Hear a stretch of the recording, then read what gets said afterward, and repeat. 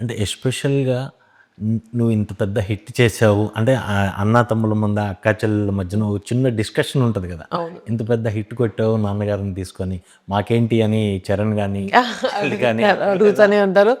ఇందులో వీళ్ళిద్దరి కన్నా ఫస్ట్ అడిగేది మా బ్రదర్ వరుణ్ తేజ్.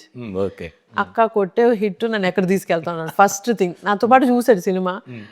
సినిమా చూసి ఇంటికి బయలుదేరే దారిలో ఇదే అడిగాడు ఫస్ట్. ఉత్తరం కారు ఎక్కాము, ఇలా షేక్ హ్యాండ్ ఇచ్చి ఎక్కడ తీసుకెళ్తున్నాను నన్ను రేపు అన్నాడు. డన్, నువ్వు ఎక్కడికంటే అక్కడ I'm ready to take you అని చెప్పా.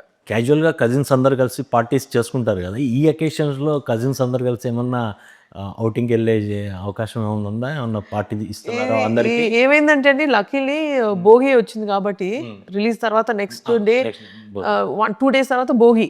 సో ఆ రోజు అందరం కలుసుకున్నాము. ఇంకా టాపిక్ ఇదే, సినిమా టాపికే. ఎలా జరిగింది ఏంటి, అందరు ఏమన్నారు, వాళ్ళు ఏమన్నారు ఫ్యాన్స్ నుంచి.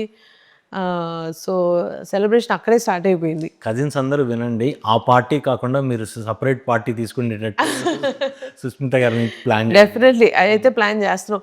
ఏంటంటే అందరూ వాళ్ళ వాళ్ళ దాంట్లో చాలా బిజీ అయిపోయారు.